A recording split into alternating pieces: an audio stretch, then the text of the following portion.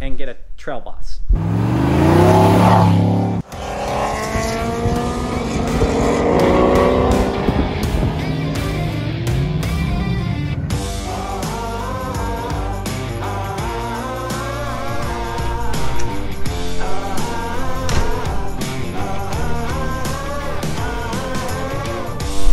Gentlemen, aloha, welcome back to the channel. Welcome back to this little piece of paradise that I call the Lone Star Hawaiian Garage. Thank you so much for tuning in with me, guys. Today we have some potentially very, very bad news. Part of the bad news is, I don't know why I just did that. I'm about to fall off this tailgate, but we think it's time. We may think it's time to part ways with one of our very beloved Lone Star Hawaiian vehicles. It's not gonna be a fun day, but we need to talk. Let's go ahead and start moving some vehicles around and explain kind of the thought process behind this.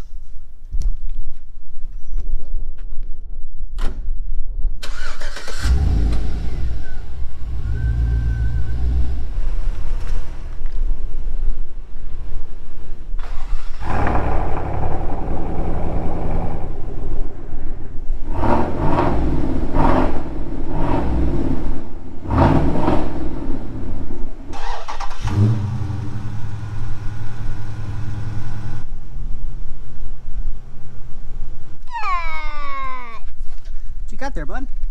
Maxine. Max D. That's right, Maximum Destruction right there. This is where I started about 28, 29 years ago.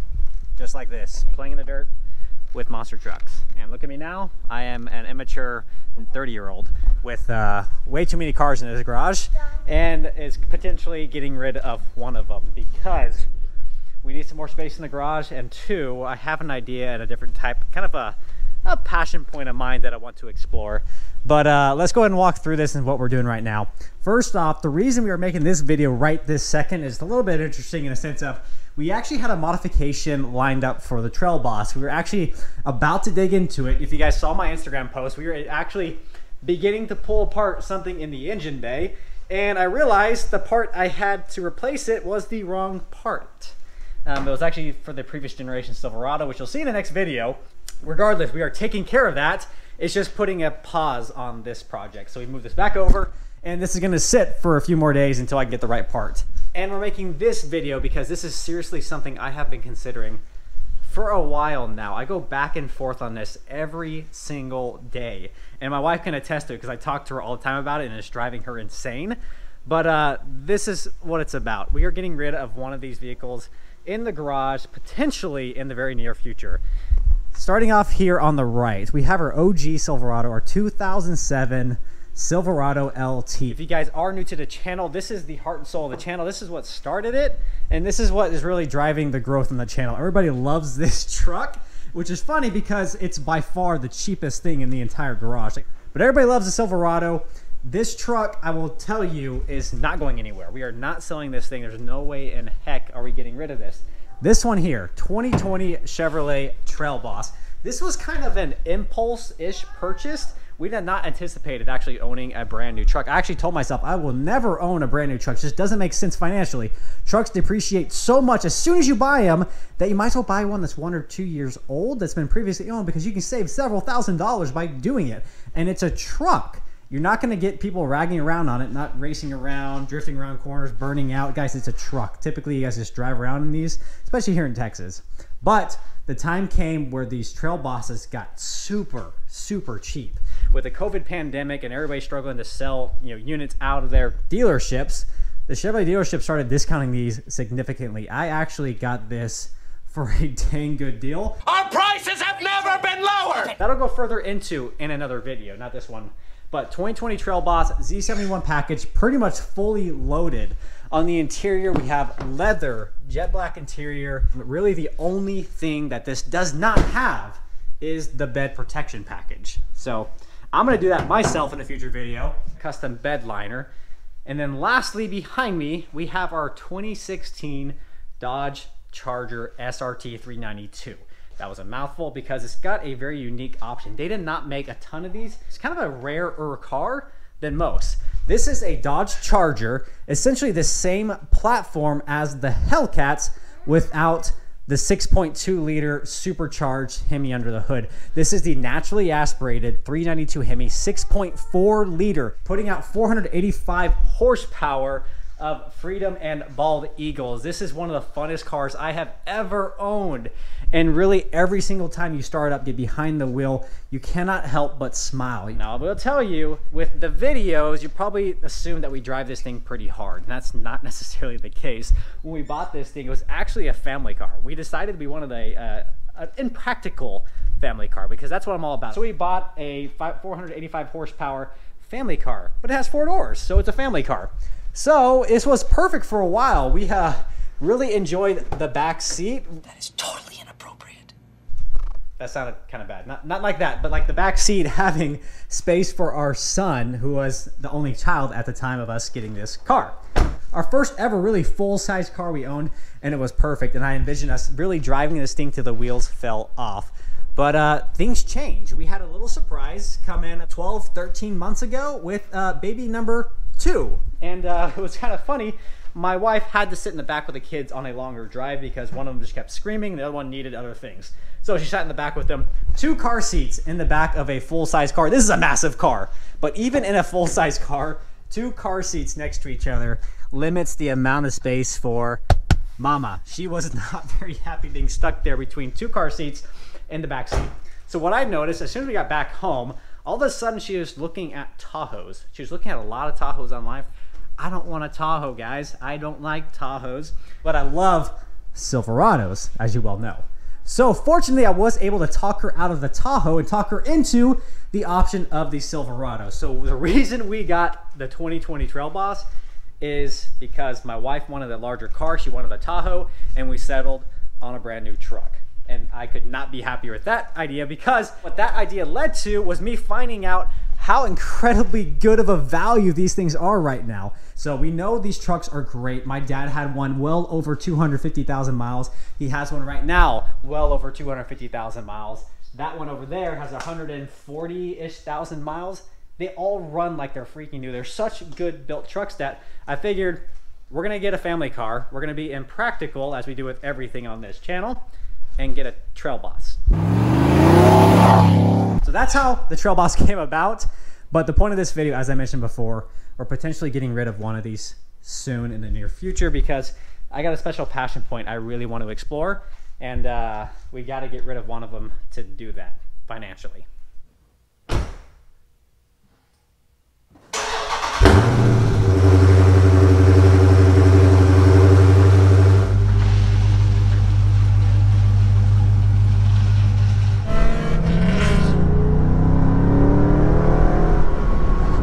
Good morning, guys. It's actually the next day because I had some family time last night, so we're out in the morning just for a cruise. We happened to find some friends. I have no idea who these guys are, but we got an M3 in front of me. We have a Camaro ZL1 1LE. We got a Toyota Supra, another 1LE. There's quite a few sick cars here.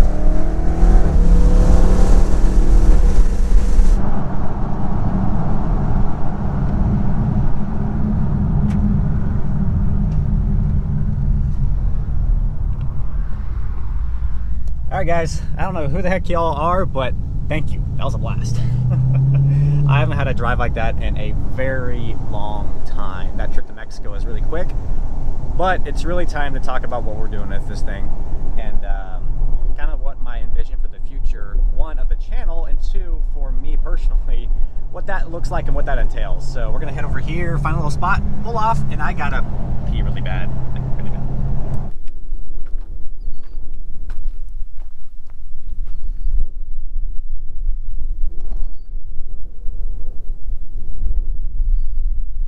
Well guys, welcome to what is not the end of the road, but this side of the road, the gravel road. So what we have right here behind me is our 2016 SRT Dodge Charger. This is the 392 option, and really I personally think is the best option. Now I'm certainly gonna roast me in the comments for that because of the Hellcat platform being so incredibly powerful. But when it comes to forced induction, yes, the Hellcat is wonderful, but I think this is the best livable option of the Dodge Charger. There are so many advantages with this 392 platform. Dodge does such a good job engineering this car. Not only have they used this platform for an eternity, it seems like. I feel every single car manufacturer has 2 or 3 updates. Just when you think this body and platform is done, what does Dodge do? They throw some fender flares on it, put wider tires, and call it a wide body, and then charge $5,000 to $6,000 more for that option. Dodge did such a good job with this car. The power, the platform, the body lines, they continue to use it today. And I think this 392 option is so incredibly wonderful. This is a family sedan. This is a daily drivable, daily livable Dodge Charger. Now it puts 45 down, so what that means is when you get the occasional ricer, the teenager that pulls up next to you at a stoplight, you can put them in their rightful place with the 392 bald eagles of cubic inches under the hood. But at the same time, if you need to drive it and live with it on a daily basis, you drive lightly, you can get 20 plus miles per gallon. Believe it or not, you can get 20 plus in this. Guys, I get 20 in that really old Mercedes in the driveway. On a good week, I get 21 in that, and if I drive this lightly, I can get 20 miles per gallon. What a day to be alive. 400, nearly 500 horsepower out of your car, and you can still get more than 20 miles per gallon. The purpose of this car is not to save fuel, it's to have fun, and for an enthusiast like me, I feel it's the perfect daily. But we're a year down the road, and I really thought that this was gonna be a long-term car for us. I love this body, it's so aggressive. Every time I see it, I get excited and slightly aroused. Too far! God! Thanks a lot, man. And being completely transparent where my mind is right now, I go back and forth on this every single day, even from yesterday when I was talking to you guys to today right now. I cannot decide if I'm gonna get rid of this and get something else because I so desperately desire a manual transmission with some horsepower behind it. This thing cannot satisfy that need. No matter what I do with the automatic, even shifting the automatic, it's kind of silly, but yes, I do that just to get that fix. This thing now, it is no longer our daily. We don't need it as our family car, which means this is a lot of money I have tied up in my garage right now, just sitting there that I can use on another platform. This technically is my car now. I have paid it off, I have the title in hand. Realistically, this is a lot of cash that I can free up and go get something else for the channel that potentially you might like.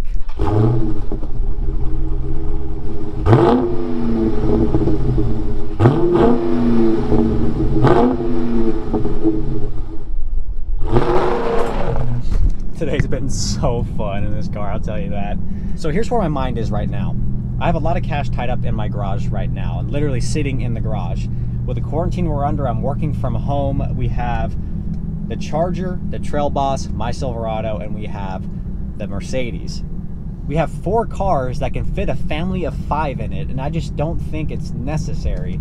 I feel like we do have an opportunity to get a fun car. Now, when I got this Charger, I initially thought 2 different things. One, I absolutely loved it, and I've always wanted an SRT Dodge Charger, and it was on my bucket list. But on the flip side, I thought there'd be a lot of crossover between my channel, my audience, with trucks and Mopar. But that really was not the case. Every time I post a video on this, every time I do a video on this, just doesn't get a lot of traction. You guys transparently are not interested in a Dodge Charger. I do understand because there are way too many Dodge Charger channels out there on YouTube, across social, because every enthusiast essentially has their own platform. We can get a smaller car that's a lot more fun and hopefully drive additional interest in my audience, which is you guys right there. The question is, what do we replace the SRT Charger with? Something that can go around corners a little bit better than this. Yep. She's a big girl. She's a big girl. Because there's one thing that this Charger is good at. One thing it's made for is 100%. Today is such a good day, guys. I got a time in the Charger, got to go on a little cruise. I got donuts in the back, and we have a little Mazda and a Huracan. What a day. What a day. Guys, I want a manual so bad. Like, I find myself letting off the gas and shifting as if I had a manual. I need a manual transmission, guys. I really do. Donuts! Donuts. All right, guys, so here we are in our third garage bay, spinning around in a circle like I really shouldn't do because I'm a 30-year-old man and I'm gonna fall out of my chair. Okay, so what we're figuring out is what we need to put in this garage bay here. If we do get rid of the Charger, what do we replace it with and put into this bay? Gotcha! Oh. Gotcha! What do you do? Poo-poo. You went to the bathroom on the toilet? Yeah? Guys, this is more exciting than any car ever to exist, ever, is when your 2-year-old figures out how to use the potty. So what do you think? What should we put in this garage bay? If we say goodbye to the SRT Charger, thinking of a few different options. Number 1, go. Keep it. Damn it. Like most kids, I had always dreamed of having a Corvette.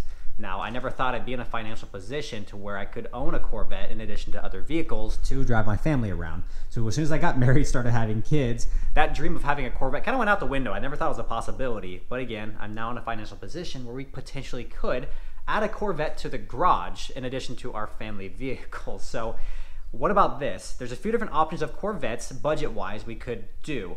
If we go back to a C5 model, back to the C5 Corvette, we could do a Z06. So C5, Z06, and we could start doing modifications immediately with that budget. Being an older model, I would be less worried and more prone to begin modifications immediately. Option number 2 would be going to a little bit newer model, a C6 Z06, one of my favorite models of Corvette out there. Yes, the C7's beautiful, the C8's crazy, maybe I'll get used to it. Now with the C6 platform, I would love to add that to the garage, but it being a higher price point to get that, it'll be a little bit more difficult to begin modifications immediately. Might be a little bit of time.